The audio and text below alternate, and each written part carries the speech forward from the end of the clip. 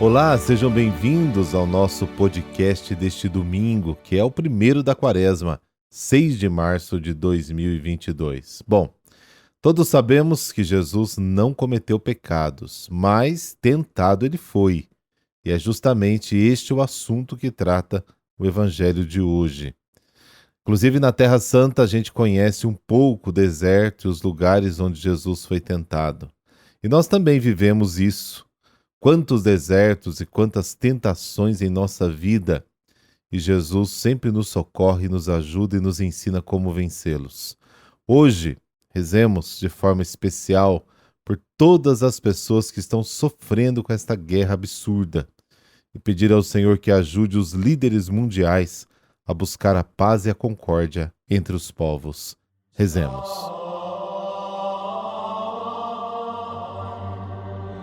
Pelo sinal da Santa Cruz, livrai-nos Deus, nosso Senhor, dos nossos inimigos. Concedei-nos, Senhor onipotente, que ao longo desta Quaresma possamos progredir no conhecimento de Jesus Cristo e corresponder ao seu amor por uma vida santa. Amém.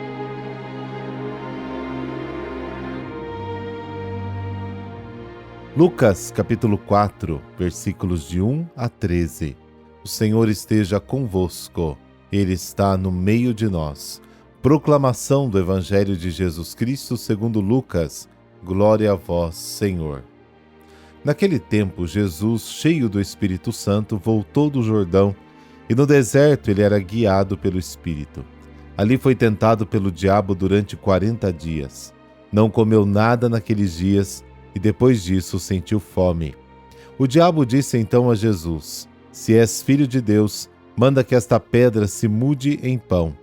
Jesus respondeu: A Escritura diz, não só de pão vive o homem. O diabo levou Jesus para o alto, mostrou-lhe por um instante todos os reinos do mundo e lhe disse: Eu te darei todo este poder e toda a sua glória, porque tudo isso foi entregue a mim, e posso dá-lo a quem eu quiser. Portanto, se te prostrares diante de mim em adoração, tudo isso será teu. Jesus respondeu: A Escritura diz, adorarás o Senhor teu Deus, e só a Ele servirás. Depois o diabo levou Jesus a Jerusalém, colocou-o sobre a parte mais alta do templo e lhe disse: Se és filho de Deus, atira-te daqui abaixo, porque a Escritura diz, Deus ordenará aos seus anjos a teu respeito, que te guardem com cuidado, e mais ainda, eles te levarão nas mãos, para que não tropeces em alguma pedra. Jesus, porém, respondeu: A Escritura diz, não tentarás o Senhor teu Deus. Terminada toda a tentação, o diabo afastou-se de Jesus para retornar no tempo oportuno. Palavra da salvação, glória a vós, Senhor.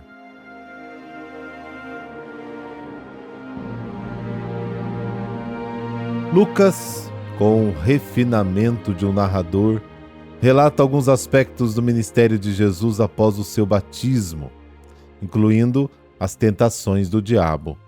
De fato, narra que Jesus, cheio do Espírito Santo, saiu do Jordão e foi conduzido pelo Espírito ao deserto por 40 dias.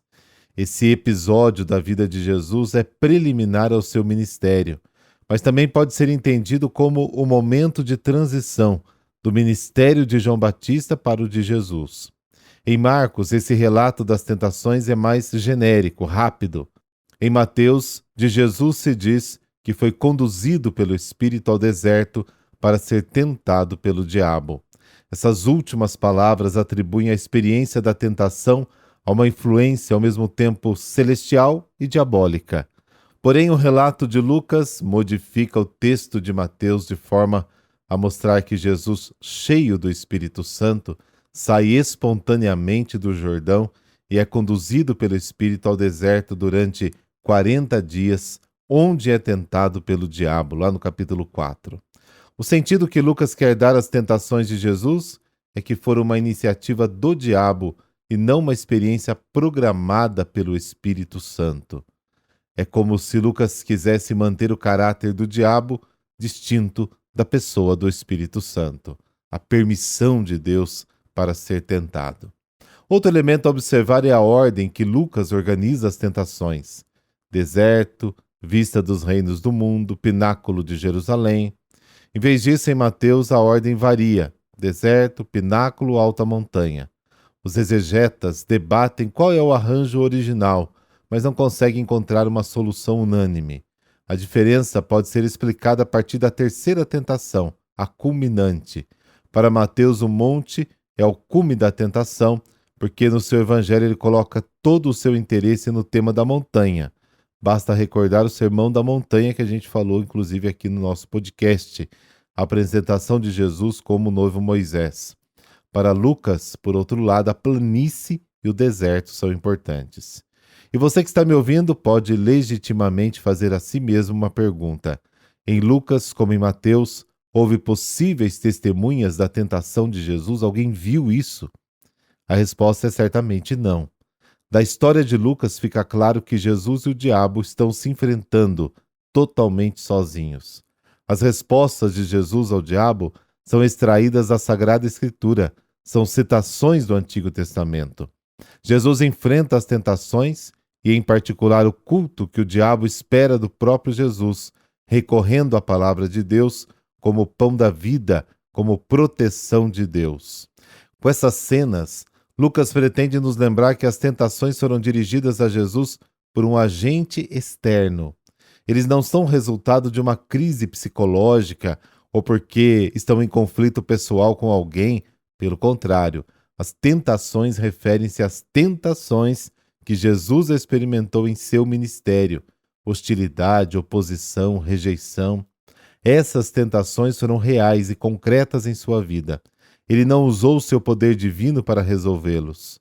Essas provações eram uma forma de sedução diabólica, uma provocação para usar o seu poder divino para transformar pedras em pão e se manifestar de maneiras excêntricas, ao seu bel prazer, para o proveito próprio.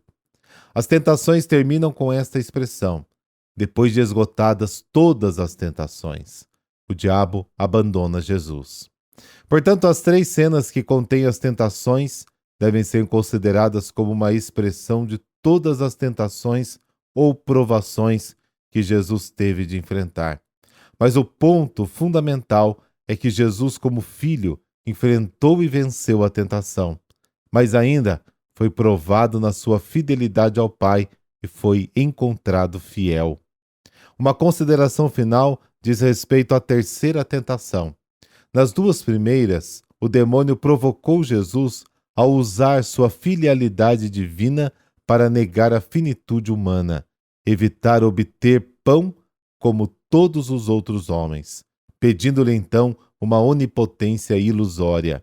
Em ambas, as provas de Jesus não responde dizendo não quero, mas apela à lei de Deus, seu Pai.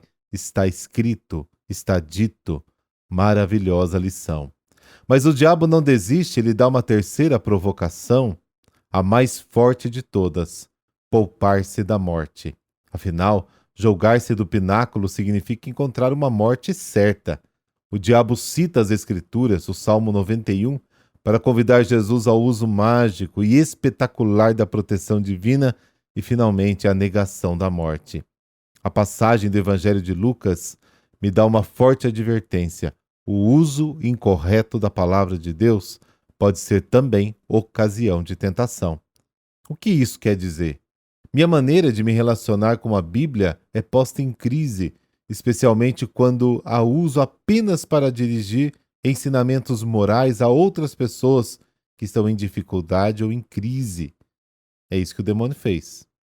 Neste tempo da Quaresma, sou convidado, e você também, a aproximarmos da palavra de Deus com as seguintes atitudes: assiduidade incansável e orante à palavra de Deus, lê-la em constante ligação com a grande tradição da Igreja e em diálogo com a situação da humanidade hoje.